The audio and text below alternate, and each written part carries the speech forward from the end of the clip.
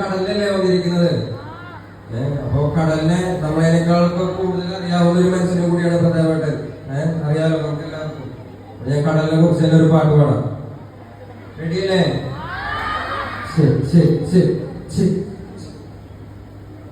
Music ഒന്നുമില്ല, വെറുതെ പാടാണ്ട് നമ്മളെ മക്കളെ.